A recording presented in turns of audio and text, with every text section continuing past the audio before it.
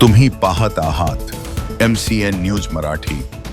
अकोला जिल्ह्यातील अकोट शहरातील लोहारी मार्गावर असलेल्या अहिल्याबाई होळकर कॉलनीमध्ये सायंकाळी 5 वाजेदरम्यान केटर्स व्यावसायिक विजय इंगळे यांच्या राहत्या घरात सिलेंडरचा भीषण स्फोट झाल्याने परिसरात एकच खळबळ उडाली।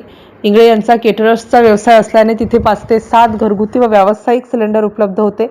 सिलेंडरचा ज्वलनशील पदार्थांशी संपर्क आल्याने प्रचंड स्फोट निर्माण झाल्याचा प्राथमिक अंदाज व्यक्त करण्यात येत आहे। हा स्फोट एवढा तीव्र होता की बाजूच्या इमारतीला हादरा बसून इमारतीच्या काचा सुद्धा फुटल्या। या भयंकर अग्नितांडवामध्ये कुठलीही जीवितहानी झाली नसून इंगळे यांच्या घरातील साहित्य जळाले व त्यांची प्रचंड आर्थिक नुकसान झाले। ही आग विझवण्यासाठी अकोट नगरपालिकेच्या अग्निशामक दलाला पाचारण करावे लागले।